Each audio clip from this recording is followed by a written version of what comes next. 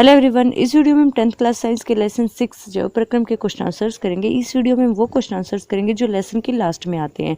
Lesson के बीच में आने वाले क्वेश्चन आंसर्स के लिए अलग से वीडियो आप उसमें देख सकते हैं। चलिए शुरू करते हैं। फर्स्ट क्वेश्चन है, मनुष्य में वृक्क एक तंत्र का भाग होता है जो किससे संबंधित है। सबसे पहला है पोषण। देखिए, वृक्क पोषण से संबंधित नहीं होता। वृक्क का कार्य क्या होता है? जो भी अवशिष्ट पदार्थ है उनको शरीर से बाहर निकालना। तो इसलिए पोषण के अंदर तो ये शामिल नहीं है। पोषण के अंदर तो जो भी हमने खाना खाया है उसको शरीर के द्वारा अवशोषित करना होता है। फिर उसके बाद है श्वसन। श्वसन के अंदर भी ये शामिल नहीं है। श्वसन के अंदर क्या किया जाता है? जो हमने खाना खाया है उसकी ऑक्सीजन के साथ अभिक्रिया करके हमारे शरीर को ऊर्जा प्रदान करना, तो उसका भी भाग नहीं है वृक्क। फिर उसके बाद उत्सर्जन। उत्सर्जन का मतलब क्या होता है? अवशिष्ट पदार्थ को शरीर से बाहर निकालना। और वृक्क मतलब किडनी, जिसको हम गुर्दा बोल देते हैं। इसका कार्य क्या होता है? जो भी हमारे शरीर में उत्सर्जित पदार्थ है, अवशिष्ट पदार्थ है, उन सबको बाहर निकालना। तो ये किसका भाग होता है? उत्सर्जन का। ऐसे ही हमारा परिवहन है।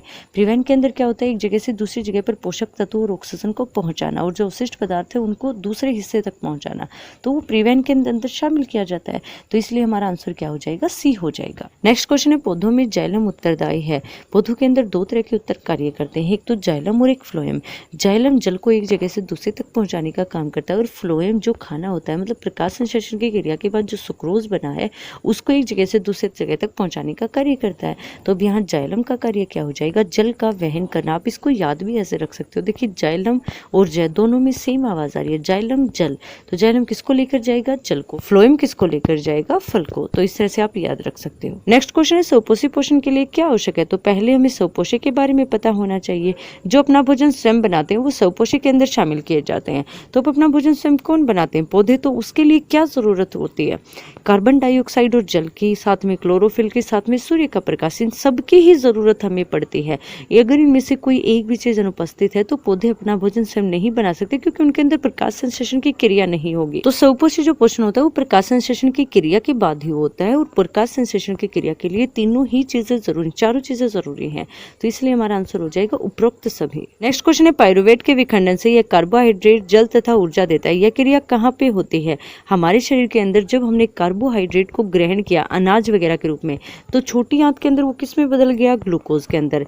अब वो ग्लूकोज पहले जो हमारे शरीर के अंदर कोशिका के अंदर जो कोशिका द्रव्य है, उस कोशिका के द्रव्य के अंदर उस ग्लूकोज को पहले पाइरुवेट के अंदर तोड़ा जाएगा। तो अगर आपसे क्वेश्चन पूछा जाए कि ग्लूकोज को पाइरुवेट के अंदर कहाँ, पाइरुवेट के रूप में कहाँ बदला जाता है, तो हमारा आंसर उस टाइम पे हो जाएगा कोशिका द्रव्य। आपको इस बात का स्पेशली ध्यान रखना है। कोशिका द्रव्य क्या होता है? हर कोशिका के अंदर जल की तरह किस तरह से भरा हुआ होता है, जिसके अंदर उसके सभी भाग तैरते रहते हैं, उसको हम कोशिका द्रव्य बोलते हैं। लेकिन इसके अंदर पूछा गया कि पाइरुवेट का विखंडन कहाँ होता है, तो सबसे पहले ग्लूकोज पाइरुवेट के रूप में चेंज हो जाता है। तो ग्लूकोज पाइरुवेट में बदलता है कोशिका द्रव्य में, लेकिन पाइरुवेट का आगे विखंडन होता है माइटोकॉन्ड्रिया के अंदर, और उससे कार्बन डाइऑक्साइड, जल और ऊर्जा बनती है। तो कार्बन डाइऑक्साइड को तो हमारा शरीर बाहर निकाल देगा, ऊर्जा का प्रयोग कर लेगा और जल का भी प्रयोग कर लेगा। माइटोकॉन्ड्रिया के अंदर ही वो ऊर्जा संरक्षित हो जाती है। तो इसलिए माइटोकॉन्ड्रिया को हम हमारे शरीर का ऊर्जागर या पावर हाउस भी कहते हैं। तो आपको इस बात का स्पेशली ध्यान रखना है कि जब ग्लूकोज से पाइरुवेट में बदलेगा तो कोशिका द्रव्य में बदलेगा, और जब पाइरुवेट का विखंडन होगा, पाइरुवेट आगे कार्बन डाइऑक्साइड, जल और ऊर्जा में बदलेगा, तो उस टाइम पे वो माइटोकॉन्ड्रिया में होगा। नेक्स्ट क्वेश्चन है, हमारे भोजन में वसा का पाचन कैसे होता है? हमारे शरीर के अंदर कार्बोहाइड्रेट, वसा और प्रोटीन का पूर्ण पाचन अक्षुद्धांत मतलब छोटी आंत के अंदर होता है। तो इस कार्य के लिए छोटी आंत से, यकृत यानी लीवर से और अग्नाशय से कुछ एंजाइम बनते हैं, जिनके अंदर पित्त लवण या पित्तरस भी शामिल है। पित्तरस यकृत यानी लीवर के अंदर बनता है। लीवर के अंदर एक थैलीनुमा आकृति होती है, एक संरचना होती है जिसे हम पित्ताशय कहते हैं। तो पित्तरस का निर्माण यानी जो स्राव होता है वो तो लीवर के द्वारा किया जाता है, लेकिन वो इकट्ठा पित्ताशय के अंदर होता है। फिर यहाँ से वो छोटी आंत के अंदर मिल जाता है। यही पित्तरस जो वसा की बड़ी बड़ी गोलिकाएं होती हैं उनको छोटी छोटी गोलिकाओं के अंदर खंडित कर देता है, और साथ में एंजाइम की क्रियाशीलता को भी बढ़ा देता है। मतलब एंजाइम को एक तरह से ये बढ़ावा देता है कि वो ज्यादा अच्छे से कार्य कर सके। फिर अग्नाशय से आने वाले जो अग्नाशयी रस होते हैं, जिसको हम इंग्लिश में पेनक्रियास बोलते हैं, वो इन छोटी छोटी गोलिकाओं वाली वसा को लाइपेज एंजाइम के माध्यम से पचा देते हैं। तो एंजाइम अंत में वसा को किसमें बदल देते हैं? तो वसा अम्ल में और साथ में ग्लिसरॉल में। तो सबसे पहले तो वसा को बड़ी बड़ी गोलिकाओं से छोटी गोलिकाओं में पित्त लवण बदलता है। फिर उसके बाद अग्नाशय के अंदर से अग्नाशयी रस निकलता है। उस रस के अंदर लाइपेज एंजाइम होता है, वो लाइपेज एंजाइम वसा को वसा अम्ल में और साथ में ग्लिसरॉल में दोनों के अंदर बदल देता है, जिससे हमारे शरीर में वसा का पाचन हो जाता है। 6 क्वेश्चन है, भोजन के पाचन में लार की क्या भूमिका है? हमारे मुंह के अंदर लाला ग्रंथि होती है, उस ग्रंथि के अंदर से एक रस निकलता है जिसका नाम लाला रस है और जिसको मां भाषा में लार बोल देते हैं। अब इस लार का काम क्या होता है? हमने जो भी खाना खाया ना, उस खाने को वो नरम बना देता है ताकि वो ग्रास नली की यानी जो भोजन की नली है उसके अंदर आसानी से जा सके। फिर उसके बाद वो संपूर्ण भोजन में फैलकर उसको चबाने और गीला करने में मदद करता है ताकि इसका मार्ग आसान हो जाए। और साथ में इसके अंदर जो एंजाइम उपस्थित होते हैं एमिलेज, वो मार्ड को माल्टोज के अंदर बदल देते हैं। तो लार के मुख्यतः 2 ही काम होते हैं, भोजन को नरम बनाना और साथ में मार्ड को माल्टोज के अंदर बदल देना। इसे हम ऐसे बोल सकते हैं कि स्टार्च को, जटिल अणुओं को शर्करा के अंदर विखंडित करता है, मतलब ग्लूकोज के अंदर बदल देता है। हमने जो खाना खाया वो कार्बोहाइड्रेट वगैरह के रूप में होता है, फिर वो आगे जाके किस में बदलता है? ग्लूकोज में बदलता है। 7वां क्वेश्चन है, स्वपोषी पोषण के लिए आवश्यक परिस्थितियां कौन सी हैं और उनके उपोत्पाद क्या हैं? अब हमें स्वपोषी पोषण के बारे में पता होना चाहिए। जो जीव अपना भोजन स्वयं बनाते हैं उन्हें हम स्वपोषी कहते हैं। तो अपने जब वो बनाएंगे उनके लिए कोई प्रक्रिया होनी चाहिए, तो जिस प्रक्रिया के द्वारा स्वपोषी अपना खाना स्वयं बनाते हैं उसे हम स्वपोषी पोषण कहते हैं। तो स्वपोषी पोषण सिर्फ और सिर्फ पौधों के अंदर होता है और वो भी किसकी सहायता से? प्रकाश संश्लेषण की क्रिया से। अब प्रकाश संश्लेषण की क्रिया क्या होती है? पौधों द्वारा अपना भोजन स्वयं बनाए जाने की जो प्रक्रिया है उसे प्रकाश संश्लेषण की क्रिया कहते हैं। और इसके लिए अभिकारक क्या क्या होते हैं? कार्बन डाइऑक्साइड तो वायुमंडल से ली जाती है और पानी जड़ों से। जो भी खनिज लवण और साथ में जल होता है वो जड़ों के द्वारा अवशोषित किया जाता है उस पौधे द्वारा। फिर उसके बाद क्लोरोफिल और सूर्य का प्रकाश। क्लोरोफिल पत्ते के अंदर ही होता है, सूर्य का प्रकाश उसको सूर्य से मिल जाता है। फिर लास्ट में बनता है एक तो हमारे पास ग्लूकोज और साथ में ऑक्सीजन। ऑक्सीजन को वातावरण के अंदर बाहर छोड़ दिया जाता है और जो ग्लूकोज होते हैं ना, उसका पहले तो वो पौधा अपनी ऊर्जा के लिए प्रयोग कर लेगा जितनी उसको जरूरत होगी, फिर उसके बाद उसको वो एक जगह पे संरक्षित कर लेगा। वो उसको किसी भी रूप में इकट्ठा कर सकता है, जड़ों के रूप में भी, तने के रूप में भी, किसी फल वगैरह के रूप में। तो उसके अंदर क्या इकट्ठा हो जाता है? ग्लूकोज। तो इस पूरी प्रक्रिया को ही हम क्या कहते हैं? प्रकाश संश्लेषण क्रिया। और स्वपोषी पोषण मतलब अपना भोजन स्वयं बनाए जाने की जो प्रक्रिया है उसे हम स्वपोषी पोषण कहते हैं।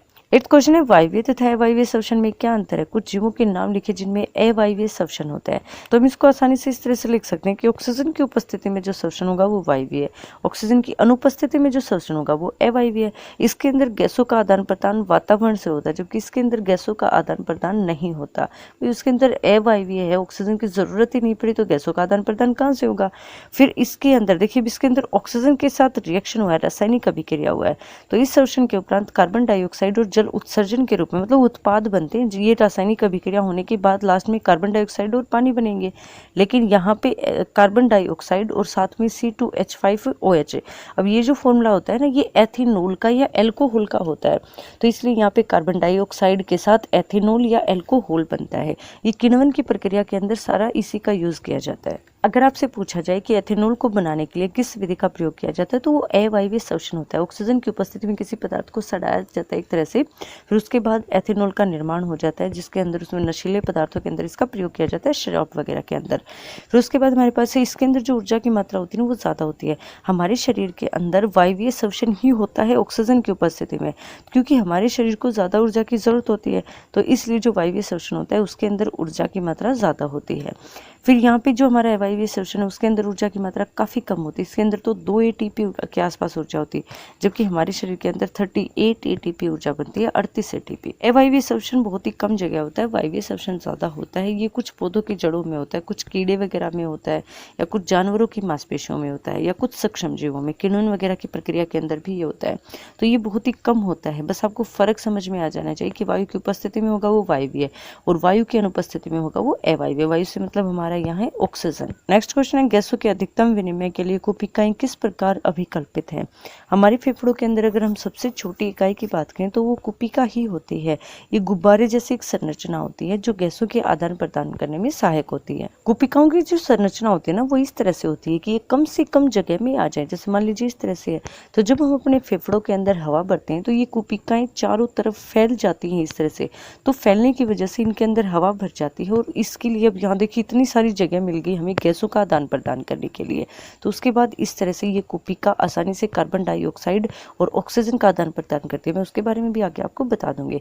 तो मेन पहले आपको ये समझना चाहिए, क्योंकि इस क्वेश्चन के अंदर ये पूछ रखा है कि कुपिकाएं अधिकतम विनिमय के लिए कैसे अभिकल्पित होती हैं, मतलब वो ज़्यादा से ज़्यादा जगह उपलब्ध कैसे करवाती है। तो वैसे तो ये इस तरह से सिकुड़ी हुई होती है, लेकिन जब इसके अंदर हवा जाएगी ना, जैसे हमें पता है कि जब हम गहरी सांस लेते हैं तो हमारा जो ये हिस्सा है, चेस्ट वाला हिस्सा, वो एकदम से बाहर की तरफ फूल जाता है, क्योंकि उसके अंदर हवा ने अपने अंदर जगह घेरी है। जगह घेरने की वजह से जो कोशिकाएं हैं वो चारों तरफ फैल गई हैं ताकि ज़्यादा से ज़्यादा जगह मिल सके, तो इस तरह से वो जगह बढ़ जाती है। तो ये कोशिकाएं वैसे तो फेफड़े में बहुत कम जगह में स्थित होती हैं, लेकिन जब हवा बढ़ जाती है तो ये फूलकर बड़े क्षेत्र में फैल जाती हैं और गैसों के विनिमय के लिए अधिकतम क्षेत्र प्रदान करती हैं। अब एक बार हम ये भी देख लेते हैं कि कोशिकाएं काम कैसे करती हैं, कि कोशिका कार्य कैसे करती है। कोशिका के अंदर एक इस तरह की संरचना होती है। यहाँ पे ये मान लीजिए हमारी कोशिका है, और ये जो ब्लड वेसल्स होती हैं, जो हमारी खून की नलिकाएं होती हैं, उनसे जुड़ी हुई होती है, और इस तरह से जुड़ी हुई होती है कि यहाँ इस तरफ से हमारा वो खून आता है बाकी ये सभी अंगों से होकर, जिसके अंदर कार्बन डाइऑक्साइड है,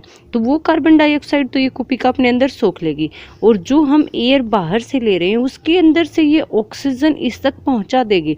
फिर उसके बाद जो कार्बन डाइऑक्साइड उस कोशिका के अंदर आ गई उसको हम शरीर से बाहर निकाल देंगे, और इस तरह से एक पूरा प्रोसेस हो जाएगा कार्बन डाइऑक्साइड को बाहर निकालने का और ऑक्सीजन को पहुंचाने का। नेक्स्ट क्वेश्चन है, हमारे शरीर में हीमोग्लोबिन की कमी के क्या परिणाम हो सकते हैं। तो उसके लिए पहले हमें ये पता होना चाहिए कि हीमोग्लोबिन हमारे शरीर में कहाँ होता है और साथ में इसका कार्य क्या है। तो हीमोग्लोबिन हमारे शरीर में रक्त के अंदर होता है, ये रक्त का एक भाग है।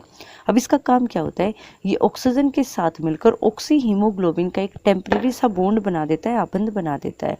फिर वो एक जगह से दूसरी जगह पर आसानी से चल जाती है। ऑक्सीजन है, इसका परिवहन आसानी से किया जा सकता है। फिर आगे जाकर उस कोशिका में ऑक्सीजन अलग हो जाएगी, हीमोग्लोबिन अलग हो जाएगा। ऑक्सीजन का वो कोशिका प्रयोग कर लेगी और हीमोग्लोबिन वापस रक्त के अंदर ही मिला रह जाएगा। ऑक्सीजन के परिवहन यानी एक जगह से दूसरी जगह पर जाने की बात करें तो वो हीमोग्लोबिन की वजह से ही संभव हो पाता है। अब अगर किसी कारणवश हमारे शरीर के अंदर हीमोग्लोबिन की कमी होगी तो सीधी सी बात है, ऑक्सीजन एक जगह से दूसरी जगह पर आसानी से नहीं जा पाएगी, यानी हमारी कोशिकाओं के अंदर ऑक्सीजन की कमी हो जाएगी। तो कोशिकाओं के अंदर ऑक्सीजन की कमी हो जाएगी तो वो अच्छे से जो श्वसन प्रक्रिया वो पूरी नहीं हो पाएगी। ग्लूकोज के साथ ऑक्सीजन का रिएक्शन होकर हमें जो ऊर्जा मिलती है वो ऊर्जा नहीं मिल पाएगी। तो अब अगर किसी इंसान के शरीर में ऊर्जा की कमी होगी तो उसे कमजोरी महसूस होगी। तो ये सारे के सारे परिणाम किसके होते हैं, हीमोग्लोबिन की कमी की वजह से। हीमोग्लोबिन को हम 100 मिलीलीटर के अंदर ग्राम में मापते हैं। अगर हम कह रहे हैं कि हमारे शरीर के अंदर 12 ग्राम खून है तो इसका मतलब हमारे शरीर में 100 मिलीलीटर के अंदर 12 ग्राम हीमोग्लोबिन की मात्रा है। तो अगर ग्राम में कभी भी आपके खून की क्वांटिटी जैसे कुछ माप कर लिखा जाए ब्लड टेस्ट वगैरह के अंदर, तो समझ जाइए वो किस में कौन मापा गया, कौन मेजर किया गया, उस टाइम पे हीमोग्लोबिन को मापा गया है। तो आप इसको इस तरह से लिख सकते हो कि हीमोग्लोबिन का मुख्य कार्य शरीर के सभी कोशिकाओं तक ऑक्सीजन को पहुंचाना होता है। हीमोग्लोबिन की कमी के कारण शरीर के सभी भागों में ऑक्सीजन पूरी तरह से नहीं पहुंच पाता, जिसके कारण शरीर के सभी भागों में ऊर्जा की कमी हो जाती है। शरीर के सभी भागों को ऊर्जा नहीं मिल पाती। ऊर्जा नहीं मिल पाने की वजह से उसके शरीर के अंदर कमजोरी और थकान का अनुभव होने लगता है। तो ये सारी किसकी वजह से होते हैं, हीमोग्लोबिन की कमी की वजह से। नेक्स्ट क्वेश्चन देखिए, मनुष्य में दोहरा परिसंचरण की व्याख्या कीजिए, यह क्यों आवश्यक है। अब हमें पता है कि हमारे शरीर में रक्त को एक जगह से दूसरी जगह पर पहुंचाने के लिए हमें एक पंपिंग सिस्टम की जरूरत होती है, जो पीछे से उसके ऊपर दबाव डाल सके ताकि शरीर के हर हिस्से तक रक्त को पहुंचाया जा सके। तो अब हमें उसके लिए पता होना चाहिए कि हमारा हार्ट काम कैसे करता है। ये देखिए, हमारे शरीर के अंदर यहाँ से ये ऊपर वाले हिस्से से रक्त आ रहा है और ये नीचे वाले हिस्से से रक्त आ रहा है। फिर वो रक्त पहले यहाँ दाई आलिंद के अंदर आएगा, फिर वो यहाँ इकट्ठा हो जाएगा, फिर ये दाई आलिंद अंदर की तरफ से कुट जाएगा, फिर दबाव की वजह से वो सारा का सारा रक्त नीले के अंदर चला जाएगा, फिर वो यहाँ पर इकट्ठा होता रहेगा। जब ये पूरा भर जाएगा तो उस टाइम पे ये वाला वॉल बंद हो जाएगा, रास्ता बंद हो जाएगा और यहाँ से रास्ता खुल जाएगा। आप ध्यान दीजिए कि ये नीले अंदर की तरफ सिकुड़ रहा है, तो जब ये अंदर की तरफ सिकुड़ेगा तो ये एक तरह से इसको पंप कर रहा है, जोर से इसके ऊपर दबाव डाल रहा है। उस दबाव की वजह से यहाँ पे देखिए सिर्फ एक ही तो रास्ता है, ये वाला रास्ता बंद हुआ है, ये वाला रास्ता खुला हुआ है। जब ये पूरी तरह से भर जाएगा तो ये बंद हो जाएगा और ये खुल जाएगा, तो यहाँ से जो रक्त आएगा वो फेफड़ों के अंदर चला जाएगा। तो पूरे शरीर से रक्त पहले दाएं आलिंद के अंदर आएगा, फिर यहाँ पे ये वोल्व है, आप ध्यान से देखिए, जब ये वाला वोल्व खुल रहा है तो ये बंद हो जाता है, जब ये खुलेगा तो ये वाला बंद हो जाता है। तो जब पहले यहाँ दाएं आलिंद से होते हुए इसके माध्यम से जब ये रास्ता खुला हुआ है तो उस टाइम पे ये यहाँ रक्त आ जाएगा, इकट्ठा होता रहेगा। फिर जब ये दाएं नीले अंदर की तरफ सिकुड़ जाएगा तो प्रेशर की वजह से इस नीले रास्ते से होते हुए, जो नीला रास्ता है ना, इसका मतलब है कार्बन डाइऑक्साइड वाला खून है इसके अंदर, तो फिर वो यहाँ से होते हुए फेफड़ों के अंदर चला जाएगा। फिर फेफड़ों के अंदर उस खून के अंदर से कार्बन डाइऑक्साइड तो सोख ली जाएगी और उसके अंदर ऑक्सीजन मिला दी जाएगी और वो कार्बन डाइऑक्साइड हमारे शरीर से बाहर निकाल दी जाएगी। फिर वो रक्त जिसके अंदर ऑक्सीजन ऑक्सीजन है वो पहले यहाँ इस तरह से बाएं आलिंद के अंदर आएगा, फिर यहाँ से वो नीले के अंदर आ जाएगा और नीले के अंदर जब इसको अंदर की तरफ से सिकोड़ेगा, अंदर की तरफ दबाव डालेगा तो फिर वो यहाँ से होते हुए इस तरह से चला जाएगा और इस महाधमनी से होते हुए शरीर के सभी भागों के अंदर चला जाएगा। तो इस तरह से हमारा जो ऑक्सीजन वाला खून होता है वो बाएं आलिंद के अंदर आएगा पहले, फिर देखिए यहाँ पे ये वाल्व खुल रहा है, फिर ये पूरी की तरफ भर जाएगा, फिर बाहर से इसके ऊपर दबाव डाला जाएगा ताकि सारा का सारा जो खून है वो नीचे की तरफ आ जाए, जो हमारा बायां नीला है उसके अंदर आ जाए। फिर जब ये पूरा भर जाएगा तो उस टाइम पे बाहर से या इसके ऊपर दबाव डाला जाएगा, इसको एक तरह से सिकुड़ा जाएगा। जैसे यहाँ देखिए ये अंदर की तरफ सिकुड़ रहा है तो प्रेशर के साथ जो ये खून है अब ये वाला रास्ता बंद हो जाएगा। जब ये पूरी तरह से भर जाएगा तो उस टाइम पे ये रास्ता बंद होने की वजह से सिर्फ ये रास्ता खुला हुआ है, तो वो प्रेशर की वजह से, दबाव की वजह से यहाँ से होते हुए ये इसके पीछे की तरफ से जा रही है, नीली वाले के पीछे की तरफ से ये महाधमनी है, इस महाधमनी से होते हुए पूरे शरीर के अंदर चला जाएगा। तो इस तरह से हमारे हृदय के अंदर दो बार रक्त आता है, एक बार तो ऑक्सीजन लेकर और दूसरी बार वापस आते टाइम कार्बन डाइऑक्साइड लेकर, तो इसलिए हम इसे दोहरा प्रसंचरण तंत्र कहते हैं। अगला क्वेश्चन है जाइलम तथा फ्लोएम में पदार्थों के वहन में क्या अंतर होता है? पौधों के अंदर दो तरह के उत्तक कार्य करते हैं, एक तो जाइलम और एक फ्लोएम। जाइलम जल और खनिज लवण को एक जगह से दूसरी जगह पर पहुंचाने का कार्य करता है, इसको आप ऐसे याद भी रख सकते हो। जाइलम और जल एक जैसी आवाज आ रही है, तो अब सीधी सी बात है, जल कहाँ होता है? मिट्टी के अंदर। जो पोषक तत्व होते हैं वो भी कहाँ होते हैं? मिट्टी के अंदर। तो उन्हें कहाँ तक पहुंचाना होता है? पत्तियों तक। तो ये किस तरह से काम करता है? ये जड़ों से ऊपर की तरफ काम करता है, कभी भी पत्तियों से जड़ों की तरफ, नीचे की तरफ काम नहीं करता, ये हमेशा जड़ों से ऊपर पत्तियों की तरफ काम करेगा। तो ये एक ही दिशा के अंदर काम करता है, जड़ों से पत्तियों के, और साथ में किसके ऊपर पहुंचाने का, एक जगह से दूसरी जगह पर पहुंचाने का काम करता है, जल तथा साथ में खनिज लवण। तो जाइलम पौधों में जल तथा खनिज लवण का वहन करता है और जड़ से ऊपर की ओर इसका परिवहन होता है। फिर उसके बाद जाइलम द्वारा जल का वहन साधारण भौतिक बलों जैसे वाष्प उत्सर्जन द्वारा होता है। इसके बारे में मैं आपको लेसन की वीडियो में बता चुकी हूँ। मान लीजिए इस तरह से सभी कोशिकाएं एक दूसरे के साथ जुड़ी हुई हैं। अब हमें पता है कि पौधा सिर्फ 1% पानी का ही प्रयोग करता है, बाकी 99% पानी जितना भी वो सूखेगा ना, उसका 99% पानी वो वाष्प उत्सर्जन से भाप बनाकर उड़ा देगा।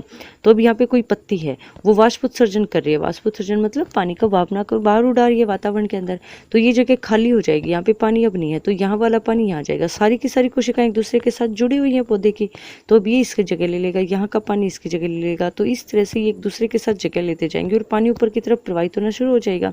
अब यहाँ सबसे नीचे की जो कोशिका होगी जो जड़ों से जुड़ी हुई है, अब यहाँ वैक्यूम बन गया, खाली जगह बन गई, यहाँ पे पानी नहीं बचा, वो ऊपर चला गया पानी। तो अब एक बात, तो ये जड़ों के आसपास पानी की मात्रा ज्यादा होती है, तो जड़ पानी को सोखकर, हमें पता है कि प्रासरण दाब के अंदर उच्च सांद्रता से निम्न सांद्रता, मतलब जहाँ पे कोई पदार्थ ज्यादा होगा वहां से कोई पदार्थ कम है तो उसकी तरफ गति करता है। तो इसलिए आसपास पानी ज्यादा है, वो जड़ों से होते हुए उस पदार्थ के अंदर पहुंच जाएगा जहाँ पे पानी बिल्कुल नहीं है, तो इसलिए होते होते ये ऊपर दोबारा पत्तियों तक आसानी से जा सकेगा। तो एक ये पाइप की तरह काम करना शुरू कर देता है और उससे लगातार ऐसे ही रक्त ऊपर पत्तियों की तरफ जाता रहे। तो जाइलम किसके आधार पर काम करता है? वाष्प उत्सर्जन, मतलब ऊपर वाला हिस्सा वाष्प उत्सर्जन करता है, तो उसके बेस पे फिर नीचे वाले हिस्से से पानी बहना शुरू कर देता है। फिर उसके बाद फ्लोएम क्या कार्य करता है? पौधों के अंदर प्रकाश संश्लेषण की क्रिया के बाद जो भोजन बना है उसका पहले तो वो प्रयोग कर लेगा जितनी उसकी आवश्यकता होगी, फिर उसके बाद वो उसको किसी ना किसी जगह पे स्टोर करेगा। वो उसको जड़ के रूप में भी कर सकता है, तनी के रूप में भी, या फल वगैरह के रूप में। अब वहां तक भी तो उसको पहुंचाना पड़ेगा, तो उसके लिए क्या किया जाता है? तो अब उसको स्टोर करने के लिए किसी भी दिशा में ले जाया जा सकता है। मान लीजिए यहाँ पे कोई पत्ती है, उसको ऊपर भी तरफ ले जाया जा सकता है, नीचे की तरफ भी ले जाया जा सकता है। तो ये दोनों दिशाओं के अंदर काम करता है, सभी दिशाओं के अंदर, दोनों का मतलब सभी दिशाओं के अंदर ये काम करता है, किसी भी दिशा में इसको जाना पड़ सकता है। तो भी काम कैसे करता है वो समझिए एक बार ध्यान से। मान लीजिए ये हमारा पेड़ है, यहाँ पे हमारे पास कोई पत्ती, इसके अंदर सुक्रोज बना है, तो वो सुक्रोज यहाँ से यहाँ आएगा इसके तने के अंदर, तो अब यहाँ पे सुक्रोज बढ़ जाएगा। सुक्रोज बढ़ने की वजह से पानी की मात्रा कम हो जाएगी। अगर कहीं इसके, अब कहीं पे आसपास जाइलम उत्तक भी होगा, उसके अंदर पानी ज्यादा है, तो अब यहाँ पानी की कमी होगी, तो यहाँ पे क्या आ जाएगा? पानी आ जाएगा। तो अब यहाँ हाई कंसंट्रेशन, मतलब उच्च सांद्रता का एक क्षेत्र बन गया जहाँ पे पदार्थ की मात्रा बहुत ज्यादा है, तो वो यहाँ से उस तरफ गति करना शुरू कर देगा जहाँ पे पदार्थ की मात्रा कम है। मान लीजिए यहाँ पे कम है और हमें उसको यहाँ तक ले जाना है, तो वो पहले यहाँ से यहाँ गति करते हुए आएगा, फिर अब जब ये वो यहाँ से होकर गुजरेगा तो सीधी सी बात है यहाँ भी तो सांद्रता कम है, तो इस तरह से आसानी से यहाँ पे आ जाएगा। तो वो इस पत्ती से यहाँ तक का सफर किसके माध्यम से तय करेगा? फ्लोएम के माध्यम से। और इसका जो नियम होता है वो क्या होता है? प्रासरण दाब, मतलब उच्च सांद्रता से निम्न सांद्रता तक, जहाँ पे पदार्थ की मात्रा ज्यादा है वहां से जहाँ पे पदार्थ की मात्रा कम है वहां पर गति करना। तो फ्लोएम क्या करता है? पौधों में जो भोजन तैयार होता है उसको सभी भागों तक पहुंचा देता है। इसका वहन सभी दिशाओं कोशिकाओं के अंदर होता है।